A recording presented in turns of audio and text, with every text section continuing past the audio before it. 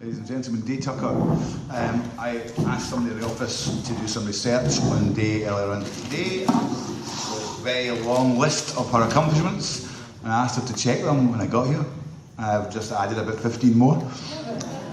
So, she is the former director of Scottish Land and Estates Limited, which is a membership-based organisation which represents a broad range of rural businesses and whose members provide environmental benefits which are essential to the survival of communities in rural Scotland.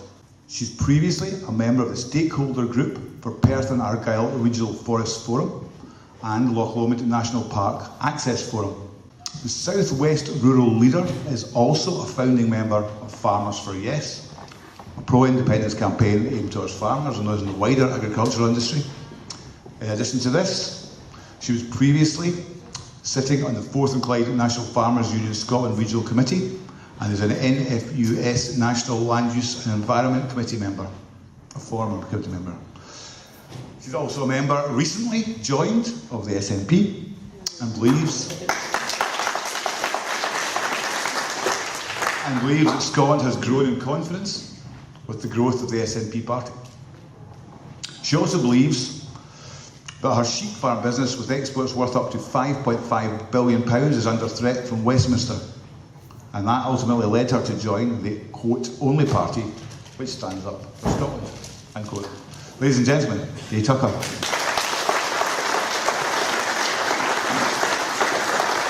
How's that? Right, okay. First of all, thank you so much, everybody, for inviting me. I feel a bit overwhelmed by this, because basically, I'm just, like you, an ordinary citizen who's passionate about their country. I guess, even from being a little girl, I've always been passionate about Scotland, but I've not been insular, because I was educated for a short time in the northeast of England, which was very much like Scotland. I just love everything about it. And I want to take you on an imaginary helicopter ride. Imagine you're in a helicopter and you're flying over Scotland.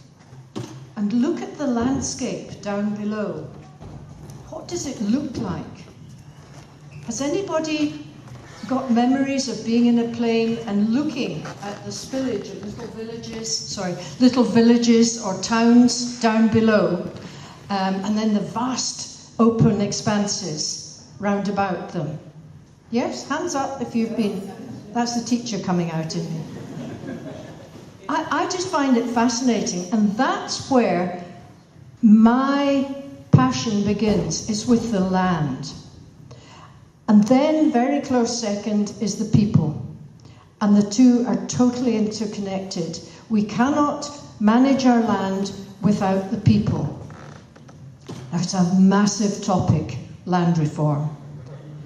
And when I was asked to go onto the board of Scottish Land and Estates, I think it was at the instigation of Andrew Thinn, who used to be chairman of SNH and is now part of the land reform group looking after tenants and making sure that they're not abused by landlords, and vice versa, because it can work both ways. But he encouraged the chairman at the time to invite me, I think because I was on all sorts of rural stakeholder groups. But when I was asked by the chairman, I said to him, why would you have me? I don't have the persona. I'm not a landowner. Okay, I'm a farmer, but I'm not a landowner. That's exactly why we want you, he said. We want you to show us what it's like being a farmer. And at that time I was a tenant as well. So I came on and I showed them. It was jolly hard work. I took a lot of pish from them. But to be fair, they did behave pretty well, apart from one or two. The majority of the board were very well behaved, very welcoming, and they did take on board. I used to say to them, look, you've got to look at me and listen to me, because I'm a barometer of what people out there think. You don't mix enough with everybody. So I'd like to think that although I got an awful lot of stick for being on the board, that I did do a little bit of good during my 6 years on the board and helped to change some mindsets. Anyway, back to people and land. These are our two greatest assets in Scotland. We've got, okay, it's wet and it's cold, particularly over this end of the country, but we've got wonderful landscapes that are fresh and clean and pure and unadulterated. Okay, we've only got 85% of unproductive land and only 15 of, is that maths right? Yes, I think so. Only 15 of productive land. That is the polar opposite of down in England, where that's why so many landowners hive themselves off down to England, because that's where the wealth began, in the land down there. Now what we've got to do is to try and make sure that our assets, our land and our people and our sea territories are not wasted.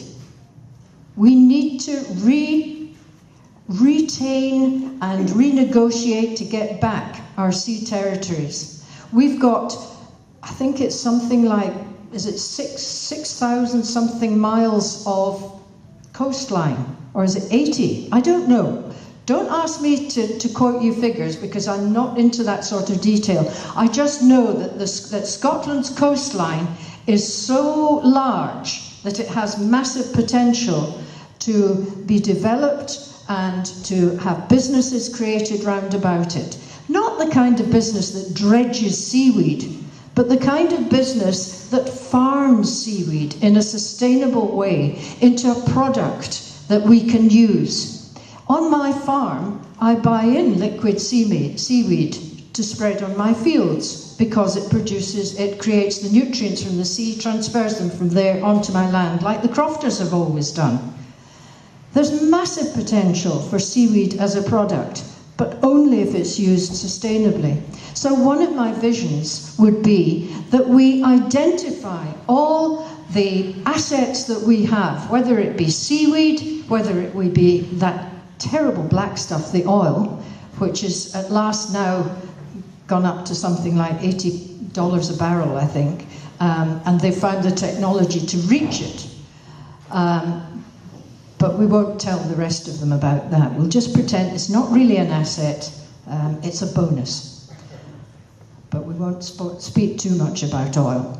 I'd rather focus on our food and drink programme, and I'd like to see that expand even further. When I first became a rural leader in 2006, I worked very closely with all of our MSPs, MPs and MEPs in particular. I was told to do that because the person who hosted us on our visit down to Westminster was a lord, and he was also chairman of the National Sheep Association. He had big estates in Fife, and he was a genuine, down-to-earth kind of a lord. But he told us, don't focus on Westminster. There's not really the power there that there used to be. Focus on the Holyrood politicians and focus on the MEPs over in Brussels. That's where you'll get action. So that's what I did. And I have a terrific relationship with my MEPs right across the parties, not just the SNP, although they have been incredibly helpful. And I have a good relationship with my MSP, who does happen to be an SNP MSP. I struggled with my MP, however, who was a lovely lady, but all she did was follow the party line, and it never went in the same direction as what was going to be good for Scotland. So that was quite a hard lesson for me, particularly when we tried to lobby her about the second foot and mouth problem that there was, when the Westminster government had said the polluter will pay. Well, you may not remember, but the polluter in the second outbreak was that place Portendown, where they do all the experiments, and they had a leaky pipe, and that's what let out the foot and mouth disease. So we tried to get her to persuade her government, which was a Labour one at the time, I think, to support the farmers to recover from this second bout, and she wouldn't have it. So I'm afraid that was the end, as far as I was concerned, of dealing with MPs. Other than, of course, our own ones, who I have always found to be incredibly helpful. Anyway, back to the vision for Scotland. Infrastructure. What I would like to see from my helicopter is a more developed transportation route for goods and people. We've got a vast empty country, and I know it's going to cost a fortune to make transport links. I was so excited to see the Borders railway line finished, and I could not believe how the Tories were slagging it off all the time. I was constantly fighting with another farmer friend of mine who was a Tory. A lot of them are. But he was determined that it was a complete white elephant and it was a waste of time and money. Now, given that the whole of history, regardless of what continent you're in, it's the railways that have opened up development and industries, I thought, well, surely he would realise that. But no, a bit like Labour, the hate for the SNP was such that he was blinded by it. And he couldn't see that even in his own area, the Borders area, that this would be good for the Borders, as it has turned out to be. So another vision of mine is that we have a free and moral press or media. We cannot continue with the kind of press and media that we have at the moment. And people need to be accountable for the lies that they're telling. I'd like to see some of our MP, and right across the parties, if they are caught out telling a lie, they must be forced to recant in letters as large as the headline was, or in a manner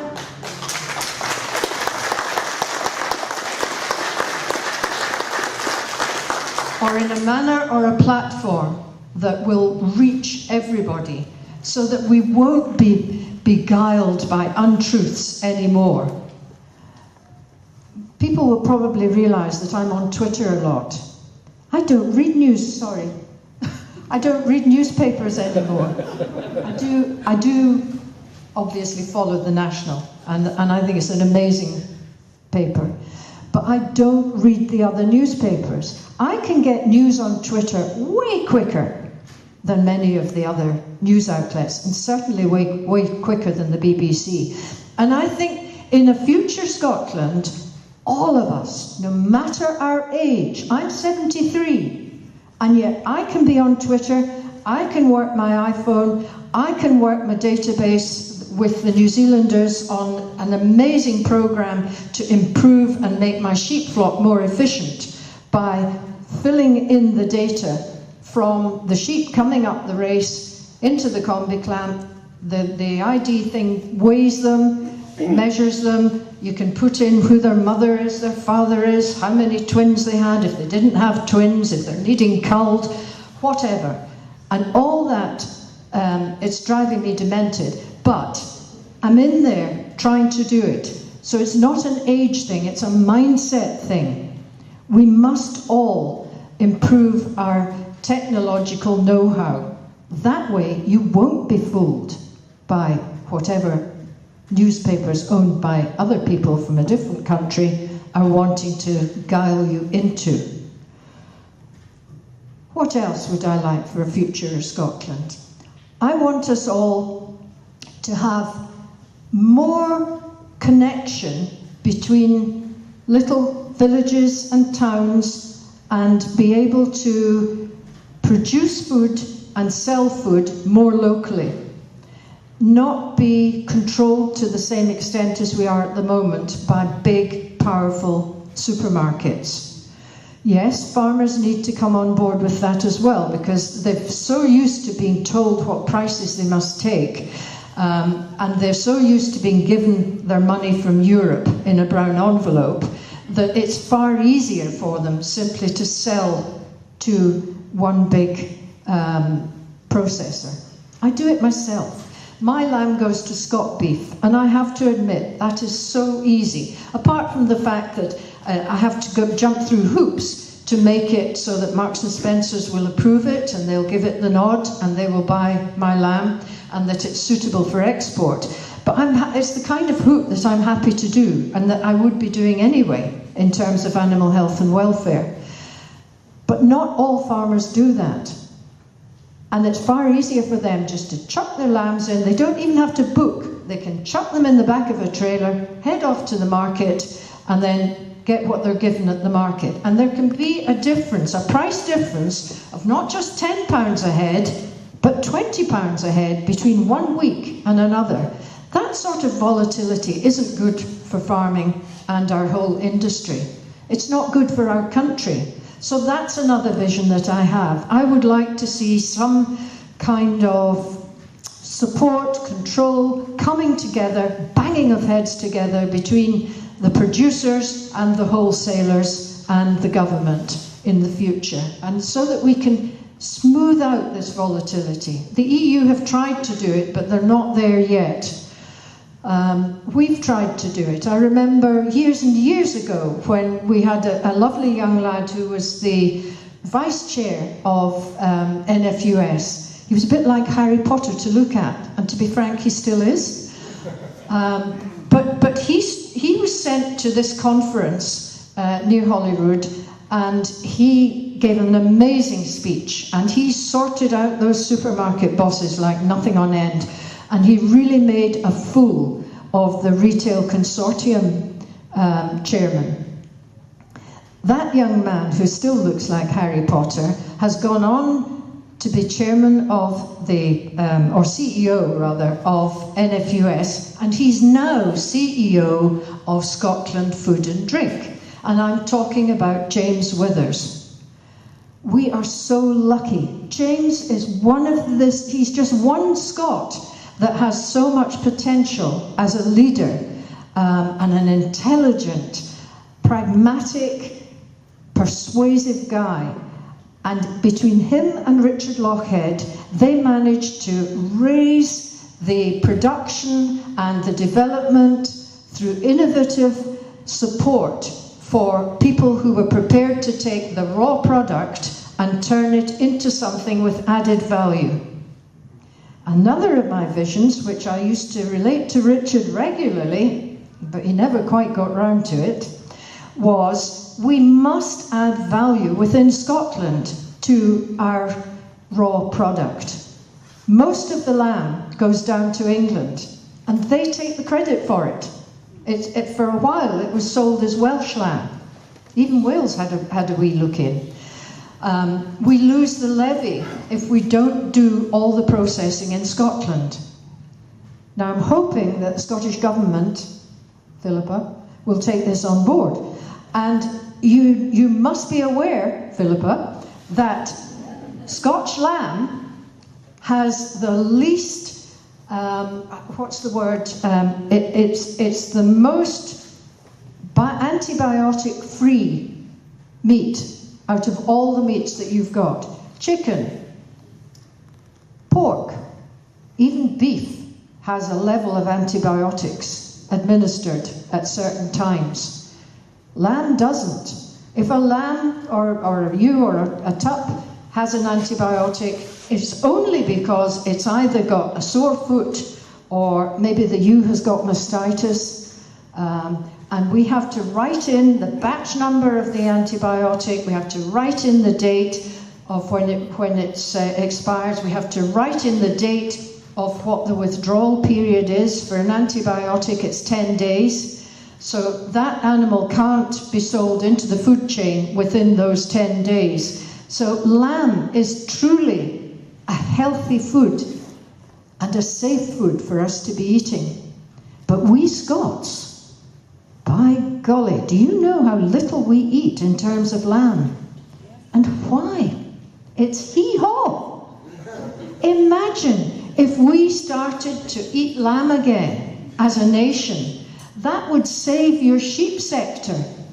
We wouldn't then have to rely on 40% of export and the rest, most of the rest going down to England. We need to support our own food producers. So I'm hoping that when you do leave tonight, you'll be thinking about a hot pot or a lamb steak. I see Lidl's and what's they called, Aldi. They're now producing lamb steaks, which are so easy for us to cook. We're being pandered to. Have I persuaded anybody to have a go at lamb? Yes. Good. Vegetarian. Please forgive me if there's anybody vegetarian here, because I do respect vegetarians as well. We must think about this landscape. We're back up in the helicopter again. The vast majority of this landscape is upland, hill, heather, bog, you name it. That's the vast majority of the landscape.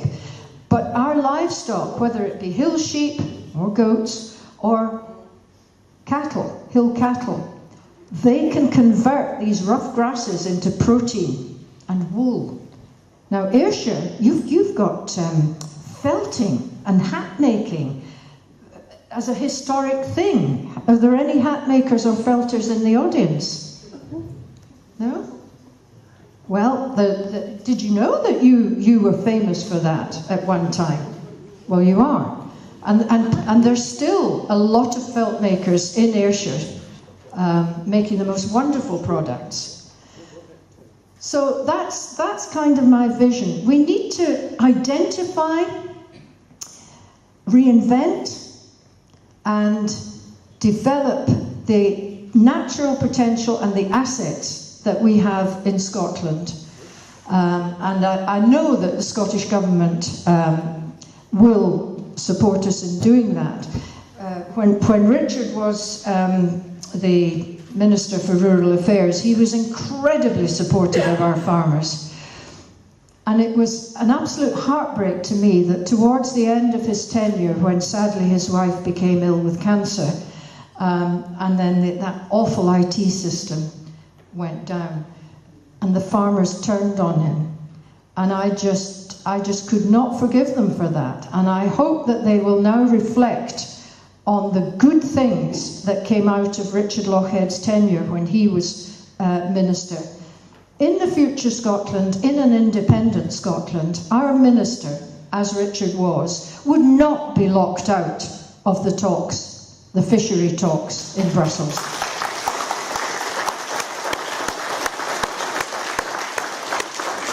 Did you know that Richard was the longest serving fisheries minister in the whole of the EU?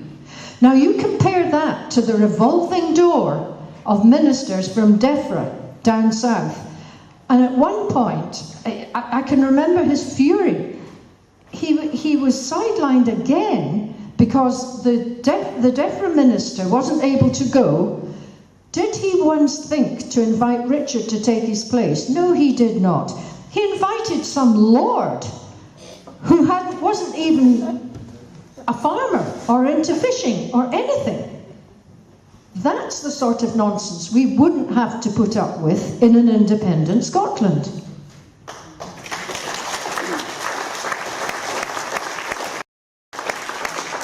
You'll forgive me if I have a quick look at my notes, which I failed to do. I've talked about infrastructure. Again, we're up in the helicopter. Imagine all these little villages and towns and things dotted about. Transport. How are we going to link all of these little villages and towns? Could we not be innovative and think about a way of using our postmen more efficiently? Maybe have 2 posts instead of just 1 coming per day. And they would be able to deliver things that aren't just part of the postal service. Do they not already do stuff like that in the islands and in the crofting counties? Why can't we do that on the mainland? There must be other ways, instead of just saying, oh, well, you know, it's going to cost a fortune and no. Broadband. Okay, we're trying.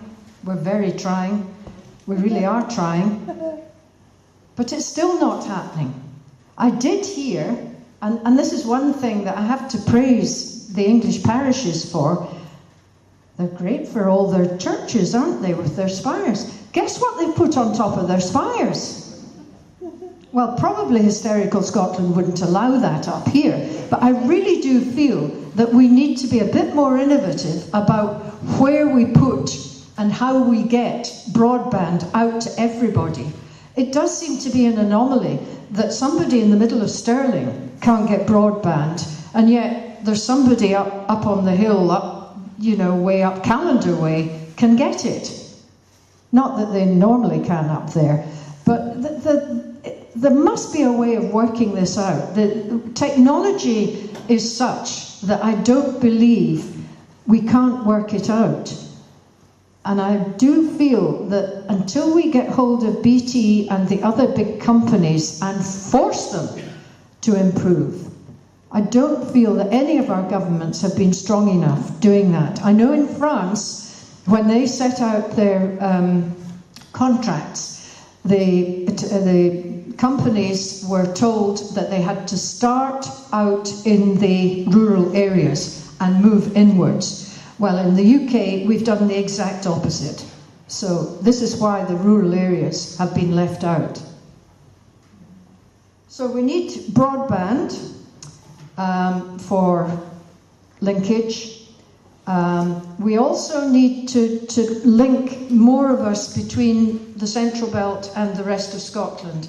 To me, Scotland, from up in the helicopter, is divided between this swathe across the Central Belt and this emptiness up there and this semi-emptiness down here in the south. And I'd like to see us look a bit more carefully at the transport links across the way as well as up and down the way, so that we could get talking to each other more and linking with each other more. What else? And just having our rural economy and our urban economy working together, because one is dependent on the other. Each is dependent on the other. We're always going on about, well, I'm not, but the opposition are always going on about the deficit. What I'm always going on about is the democratic deficit. We cannot accept this numbers thing where the numbers that we have will never make a difference to what it is that we want. And Brexit, as Philippa has pointed out earlier, is the absolute epitome of this. And it's something we should be pushing and saying. If you remember before the 2014 referendum, we were wanting Devo Max, which was probably what the majority of us would have been content with. At least we'd have had more, well, we think we might have, maybe not. But it did seem fairer that we could have been given the three choices. Well, who said no to that? Down there said no to it. And every time we think we can just get out of the mire, they say no. If we don't get away from this controlling government down south, Scotland will just mosey along and gradually sink back down. Now, we can't let that happen. The work that has gone into getting us confident and moving up the way into becoming a newly invented Scotland, we must not let that go. So all of us have a responsibility, and I think that honestly the best way that most of you can do that is to get on social media and find out what other people are saying, because it's not what the mainstream media are saying. And that way you will have more control. You'll be able to make a critical judgment. Okay? I've just had my throat cut.